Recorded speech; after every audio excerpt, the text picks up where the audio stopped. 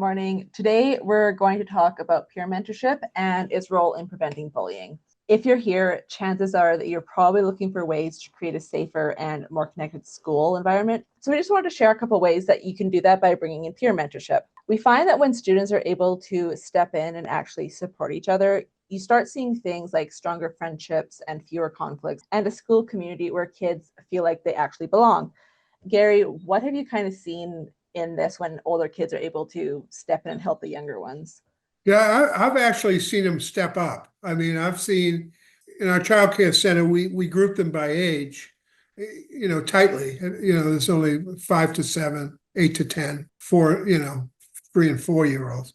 So occasionally we'll have to do a field trip where it would benefit to have an older child go with us. And so it's really funny. Some of the more flippant kids make unbelievable mentors. And it's sort of counterintuitive, but they seem to step up to the moment, and they're kind and gentle with the kids, and they accept the responsibility, and they're very proud after it's over. That's great. It's kind of interesting how kids that you wouldn't necessarily think are going to make great mentors do.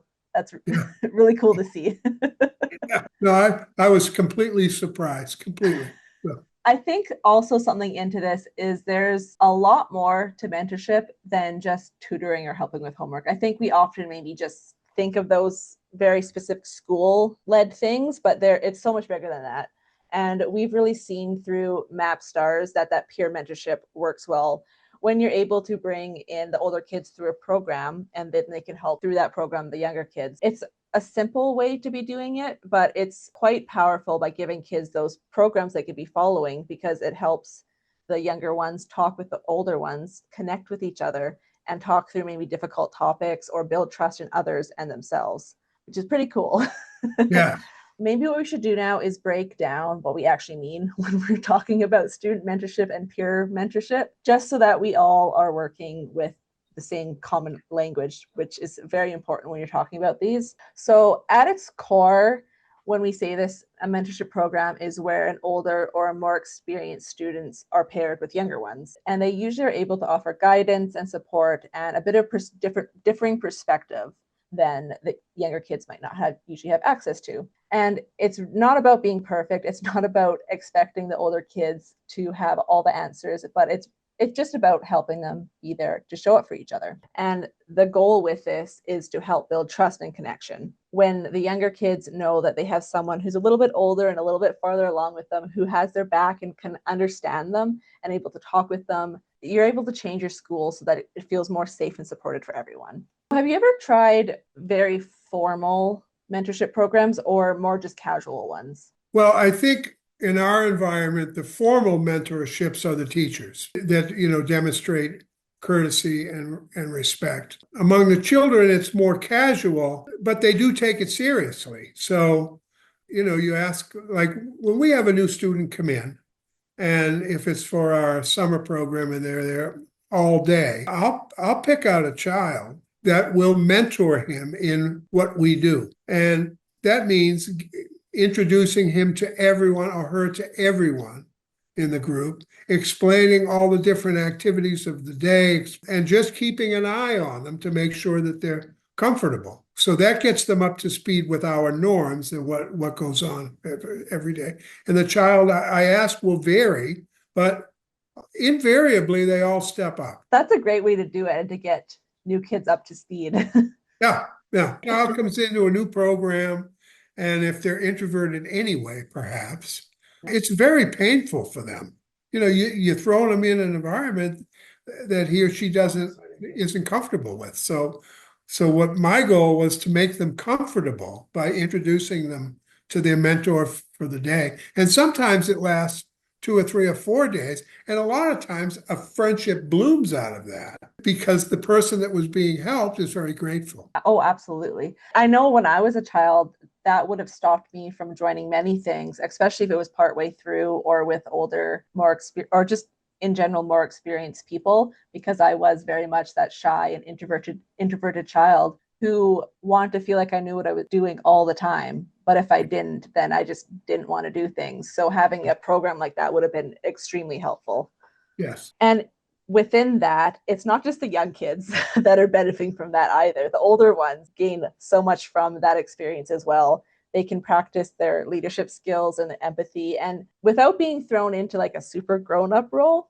So it's cool that they're able to help the younger kids in a meaningful way that makes them feel proud as well. Do you find that the mentors are like, how does their abilities change? Do they grow more confident or anything like that while doing that? Yeah, no, great question. I see a growth in confidence, and it's because I, as the teacher, so I'll speak about my martial arts class where we've got a new student that comes in and doesn't know anything about what it is that we're doing, and I've got a more seasoned student, and usually they're older, not always.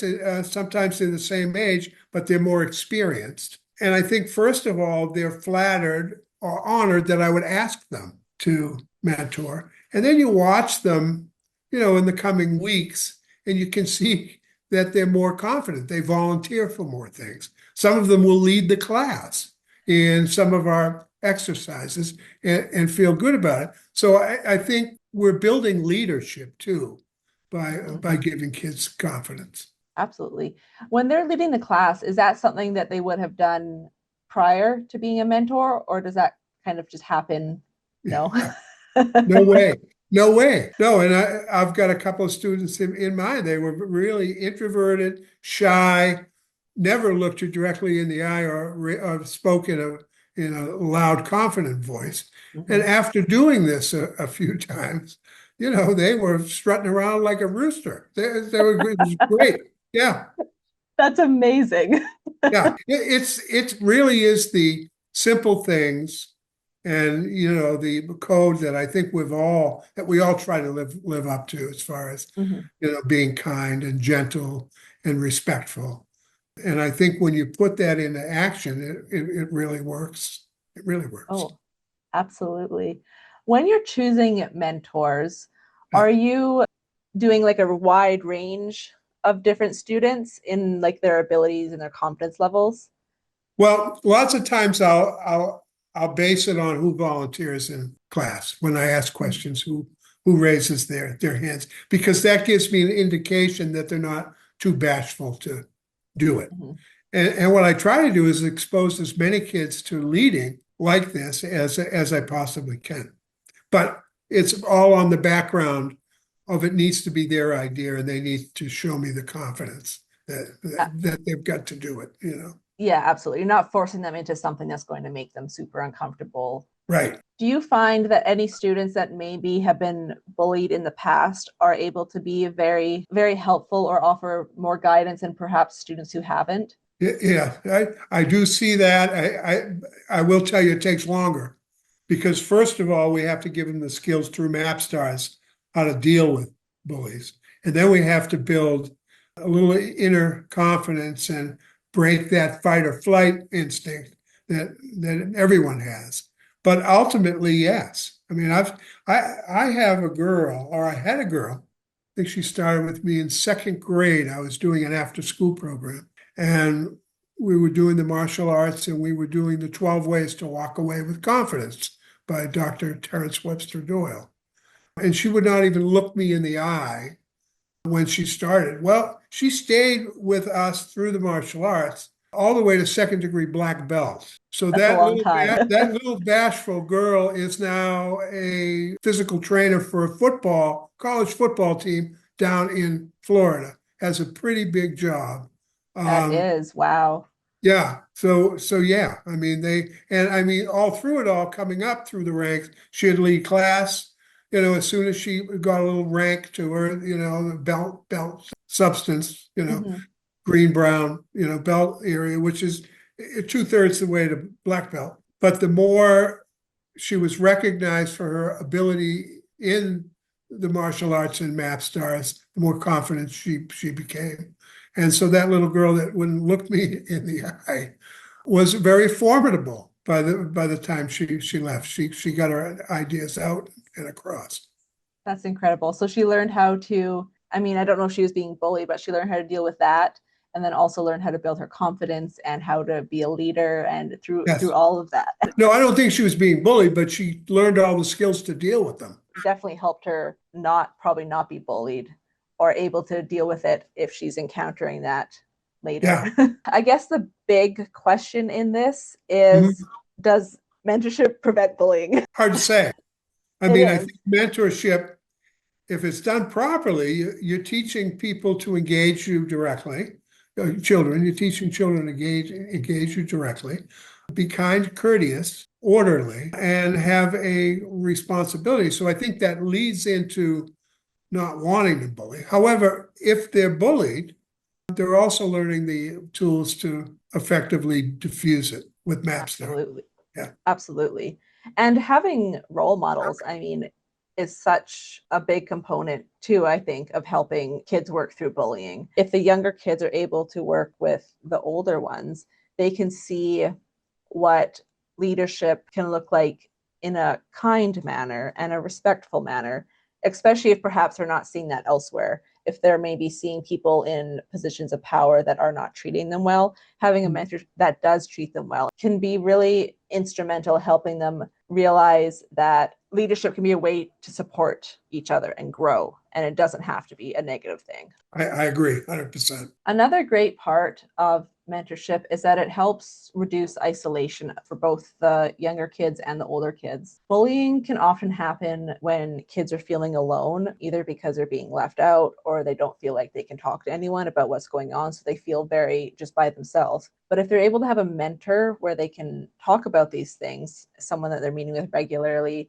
or they just know that they can go and talk to them, they can feel more connected and not as alone. Mentorship is basically a built-in support system in this way, and it can be a great way between kids speaking up or staying quiet and allowing the bullying to continue. Have you ever noticed that having that people to talk to are helping kids through bullying? Absolutely. I think, well, I go back to the day one mentor. A lot of these kids, they'll develop friendships with the person that shows them the ropes, shows them around, introduces to people. That friendship gets strengthened and used. And it can go either way. The mentor, after the new child learns the ropes and grows, can become the mentor. And the person that was doing the mentoring could be the mentee. Yeah, no, I've absolutely seen that. The great thing about those relationships is they don't have to just go one way. Just because the one student is older, they can learn so much from the younger kids as well. Yeah, and I mean, especially if it's around a craft or an activity, because then the age barriers fall. You either know how to do it or you don't. So, Yeah. yeah. And it's fun to help each other and learn by doing those things, and just learning new things together is always a lot of fun and always strengthens relationships. Yes. Like we were doing in our class, we learn what to do if you get pushed down. You learn to roll rather than fall. So there was an older child that was having trouble with the mechanics of rolling, getting his arm down, his shoulder down, and his head tucked so he could easily roll. Well, I think he was like 12. An 8-year-old in our class came up and did it slow motion for him. And so he picked it right up, slow motion. And the 8-year-old, and so this 12-year-old had an affection for the 8-year-old for as long as he was in our program. He was thankful about it and appreciative. And the 8-year-old wasn't showing off. The 8-year-old was trying to help him. Yeah, there's a big difference in how it's approached in that situation. Yes. Like it could have been very easy for the 8-year-old to come in very, very showy offy Right. See that? and say, why don't you know how Yeah. to do this? But the Yeah. fact that they came in just a very helpful manner, that shows how that relationship changed and how that could have been very different. Yeah, and the whole structure of learning, we're all learning. We're all learning, and we're at different levels, so we need to share. If there's one thing I guess you could take from all of this, it's that. Yeah, Learn from each other. Everyone has something to absolutely. share. Absolutely. And if you follow the 12 ways and if you follow how to live with respect, dealing with bullying almost comes naturally. Absolutely. And I mean, when you're using those 12 ways and building community through doing these different things, bullying is just going to happen less when everyone feels connected and supported with each other. Right. And there'll be many people that'll come to the aid of the person being bullied because it's not an accepted norm. So Yeah. if someone starts bullying, you may have 4 or 5 kids say, hey, cut that out. We don't do that here. You're all So, standing up for each other and being there for each other instead of just having one child on their own. exactly. And that would work in a school system really well. Absolutely. Thinking that this all sounds wonderful, but how do you actually bring this into your school? We have a lot of ideas of how you can be doing that. Before we get into it, just remember that a mentorship program does not need to be difficult. It can be very straightforward and very simple. Just start with the basics, even just like what Gary, you were talking about earlier with that day one mentorship, and then build it up from there of how you want that to look. An important part in this is to think about what your goals are with having a mentorship program. Do you want these mentors to be helping with only academics? Do you want to be focusing on social emotional support?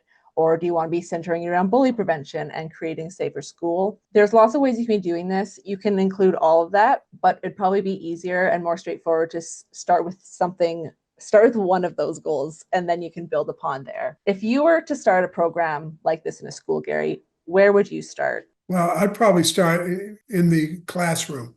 I mean, I look at our daycare center as a classroom or 3 or 4 classrooms. And I think I'd bring it in through the teacher and have the teacher learn the curricula and then start mentoring children about it till it gets going. I mean, you can start at building block A. What is a bully? What is it? Absolutely. You can spend a week on that. And, every child will have a different idea of what it is, and they're all right. So, I mean, I think you start with that. And then, you go with that, and then you say, well, how does bullying make you feel? And again, you can get like another week. And well, who's been a bully? And everybody that's been bullied has been a bully, or almost everybody. And so I think you can start with the basic building blocks. And I think a teacher needs to lead it in the beginning, or a guidance counselor or camp counselor, to lead it. And then as it goes, he can, find other mentors to help it work. What are your thoughts on like having the teacher be working with some older students with this program and then having those older students work with younger ones? Oh, that's perfect. Yes. But you have to learn the material first. And once you Yes. do, I think it's great. Yes. Yeah. Well, it's simple to learn. That's the great thing, and it's all about those discussions. So, Right.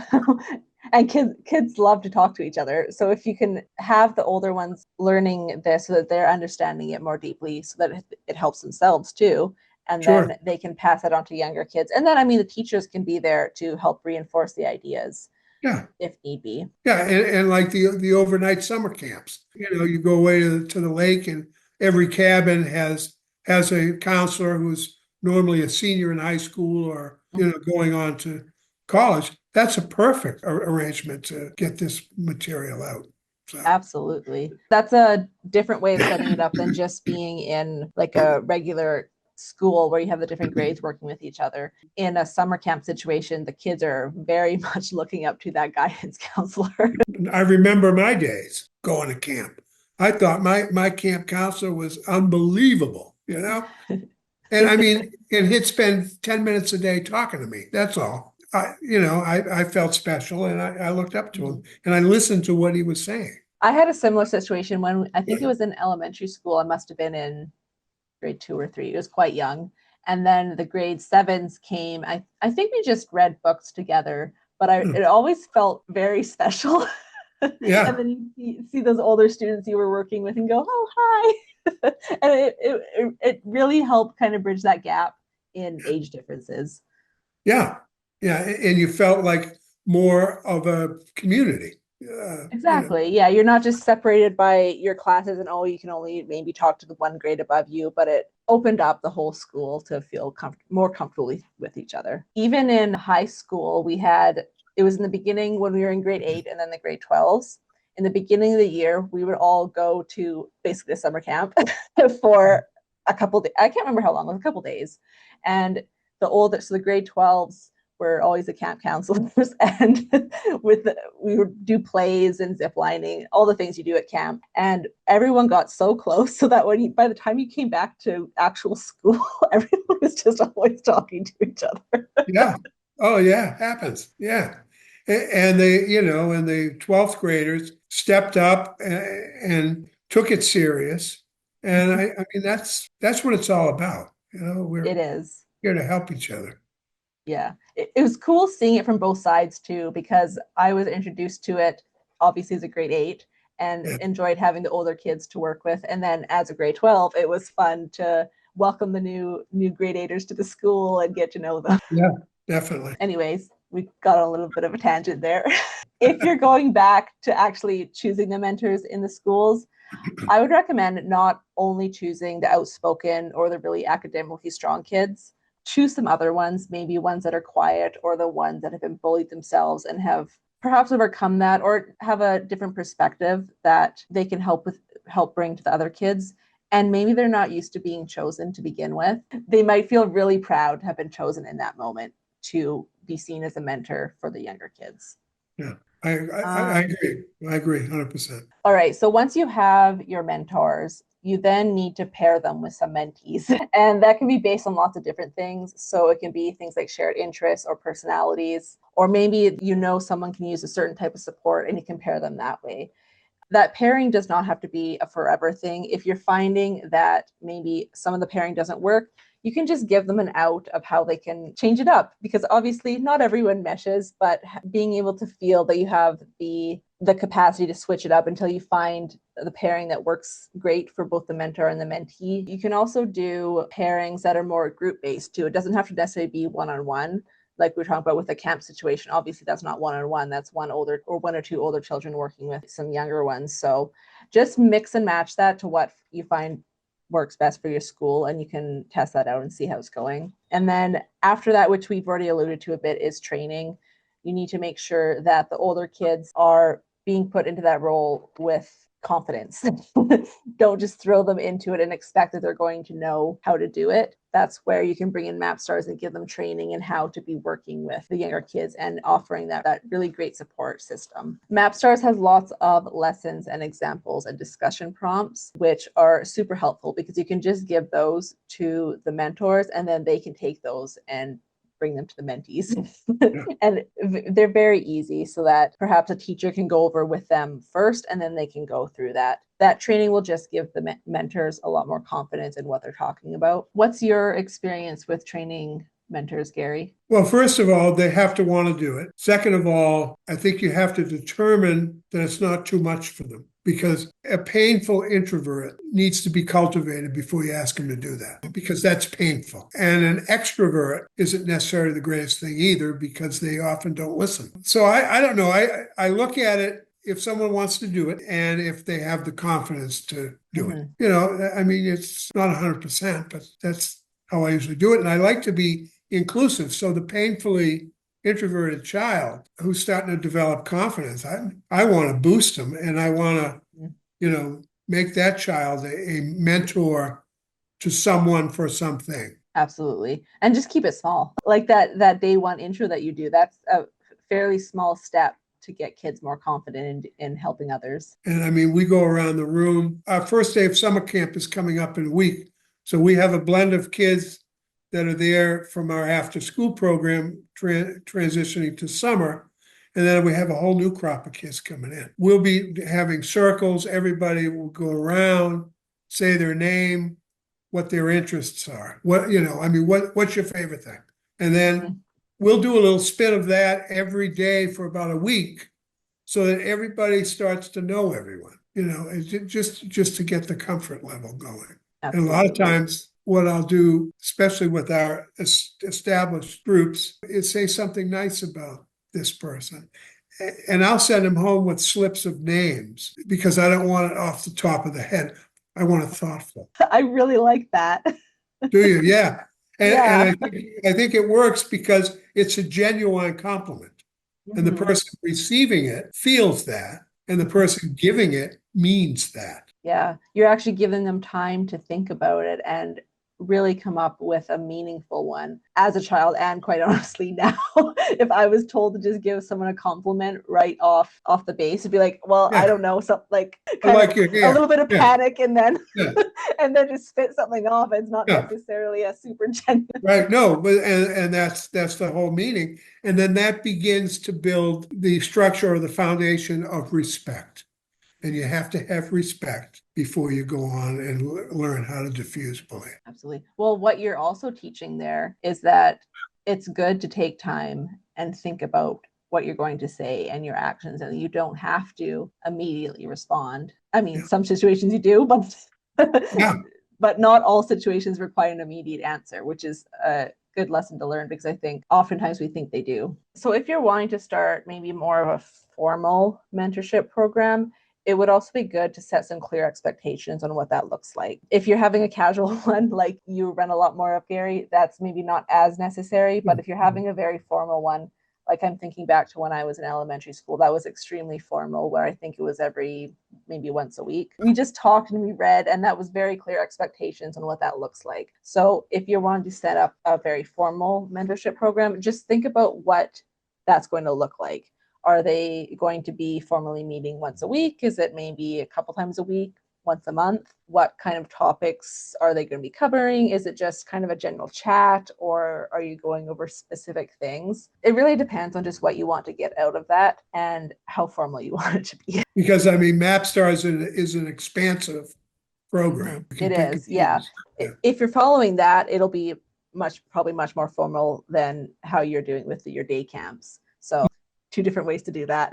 Yeah, there is. It's the same material. It's how you deal with it. Yes. Exactly. Yeah. In all of this conversation, I know it can sound like a lot to start a program like this, especially if it's something you've never done before. So, the biggest thing from this is just remember to start small. You do not have to start huge. This doesn't have to be like a whole across the school wide wide initiative. It can start with maybe just a couple kids who are interested in doing it.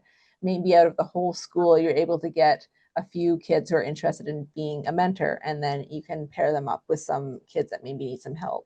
Just start Yep. small, see how it goes. You can get lots of feedback on it that way, and then as it's getting better and more, everyone's getting more confident in how it's being run, then you can start to expand that if you want. Yeah. And then I always tie it back to the question, how does this pertain to bullying? How does this help you? Mm-hmm. And I'll get varied responses, but everybody seems to come to the conclusion that it is helpful. So, Yeah. yeah. I could see it being very helpful too, especially for younger kids if they're being bullied and are having a very close connection with their mentors. That would be extremely helpful for them to be able to go and really talk through that with their mentor. So when your groups are meeting, there's a couple of things they can be doing. You can have kind of check-ins, and that can just be one-on-one check-ins. They can be quick, kind of chatting about how things are going or if anything's been difficult lately. Older students don't have to be like trained counselors or anything like that. It's just nice and straightforward and talking to each other, just forming those friendships and those relationships together. And then another thing they can do is group activities. So this can be more things where maybe you're running service projects together. Maybe different mentor groups can be working together to help their school or community have something fun to do and something to work towards that helps them all feel like they're part of something larger. Another fun one is to have skill building workshops. So this is something where it could be maybe about how to manage stress or how to set boundaries, or a great one is how to handle conflict.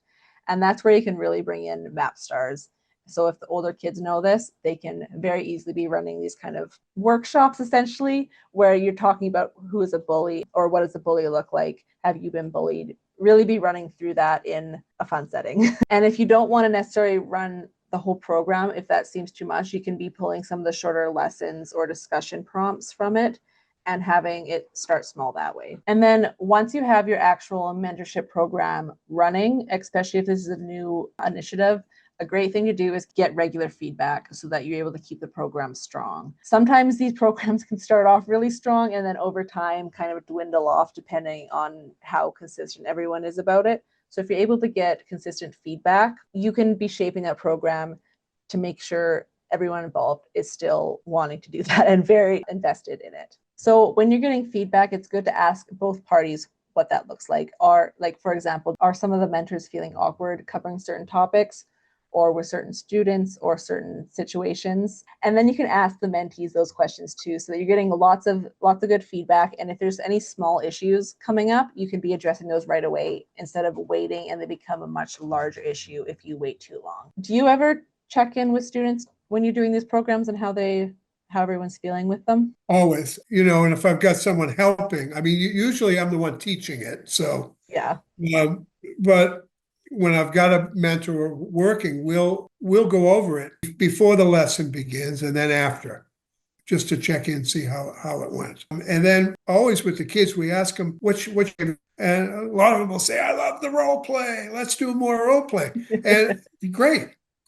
There's a lot of role play in MapStars, but you can also write your own based on the example that you'll find in MapStars. Or you can ad lib, which my kids, after doing a lot of role play, they're comfortable enough to come out like actors and ad lib and then start using the 12 ways to walk away with confidence. But it's through this play that they hone their skills that will get them out of a bullying problem. I really like the idea of getting feedback after the classes too, to see, do you do that just for like the mentor who's leading the class, or? No, well, not every class, but a lot of times I do the mentor every class, but for the class, I'll do it every second or third class. All right, how was this?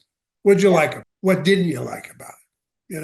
And usually I didn't like having to write stuff down. Things like that. A child says, Yeah. too much, too hard. But I always try to check in with them because that way they actually buy into the program if they think I'm listening to them, and if you show them that you're listening, they feel like they actually have a say in what's happening. Absolutely. Do you find that you get a lot more positive or negative feedback, or does it kind of even out? I get very little negative feedback. I get a lot of positive feedback, and I get a lot of silence, which I'm taking as negative. So I think it's more positive than it is negative. That's good. That's great. When you're teaching your different classes and you are getting that feedback, what does it look like when you have to adjust things for the different classes? I mean, it's so important to be able to stay flexible in this. No. If I find someone that I've asked to lead an activity gets off track, I'll usually jump in, help, and I'll redirect. That's what I do. And the person I jump in for, doesn't feel intimidated or embarrassed him. He feels like I'm helping him, and then we redirect it where it needs to go. So and then they can take over again. Yes, absolutely. Yeah, that's great. If you were getting lots of negative feedback, how would that look like for adjusting classes? Well, I'd probably cut some of the activities out because I think the feedback is on the activities that you do. If some of the kids didn't like, I don't know, listing on paper what a bully is, or if they've been a bully, then I probably minimize that. And again, if they like to role play, within reason, I would expand that. And if they like the blocking skills that we teach, I would expand that. I try to listen to the feedback, yet cover the program. And that's where the teacher comes in. So the teacher needs to be flexible in order to get the most buy-in. Because at the end of the day, we want these children to learn this. Absolutely. Yeah, you can't just absolutely cut out sections because they're not enjoying it. But there's ways you can tweak those. You can put a little sugar on it. Once you're running these programs, creating that momentum and keeping it strong within your school is to engage the rest of the school. Don't just kind of let it be this thing that's not really shared about. Actually bring it to the forefront and show why this is being beneficial to the school, if it's in a school setting, of course. But you can be talking about the mentorship program and actually like sharing it in announcements and letting other parents and other teachers know that it's happening. And even within that, you can have things like kindness weeks or have school-wide initiatives that the mentorship group is maybe putting on, so that it's just a whole school-wide buy-in on what's happening on this. Sure. And then by having that coverage, then more people will be aware it's happening. Right. like ideally, say you do it in gym class. Say the gym teacher wants to do it once a week, but then you advertise to the children what the subject is, what you're going to teach. And then you follow up with a little newsletter, what we learned today, and you share it with the rest of the school. And that way you're including everyone. Because there's probably going to be some students that weren't even aware it was happening that would be interested in being involved in it. And then they'll get involved. And then the gym teacher can teach the, basic blocking skills.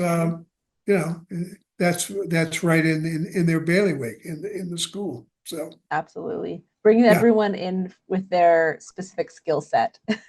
Yeah. So is there a way that works well to actually celebrate the mentors that are stepping up to be participating in these programs? I guess it runs the risk of maybe being a little too cheesy sometimes or not feeling genuine. And just wondering if you have any recommendations on how to keep that feeling good. Well, I think, if it's a camp counselor, of course, they're being paid, but but I think positive reinforcement, it goes a long way.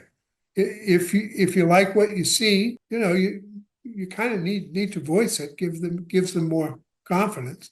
If you see a problem, then you need to coach it very gently and change it. But I think if you're lavish in praise when you see good things, it really goes a long way. Yeah. Well, they'll want to keep doing it. Yes. They'll be so proud and happy. Well, right. You're so good at this. You were made for this. And there's some truth in that, and then they feel great about it. Hey, I'm actually good at this, Yeah. Well, that's kind of going back to what you were saying with the compliments earlier. Like, as a teacher that's watching this, take some time and think of some genuine things to say to them and to essentially compliment and praise them for. Yeah, because children, it's all about how they're portrayed a lot of times, depending on the age. I mean, their egos are very fragile, lots of them. And that exercise kind of breaks the ice and says, well, you as a person, this is what I like about you. And I've thought about this. It means a lot when it's so thoughtful. Yes. So we've already mentioned this a little bit, but if you're listening to all of this and think, oh, that sounds like a wonderful thing, I love to do this, but it sounds like a lot, and maybe you don't have the time or the capacity to want to build this up from scratch, we have some resources that you can use that will make this a lot easier. And the first one that I think is going to be very helpful and very straightforward is our weekly bully prevention newsletter. That one really starts from the base of what bullying is and will help you as a teacher, but also your mentors, really understand what bullying is, where it's coming from, what helps prevent it, just those group dynamics and the roots of it that they can be talking with the younger kids about. And so that's a very easy one. That one is just a weekly newsletter.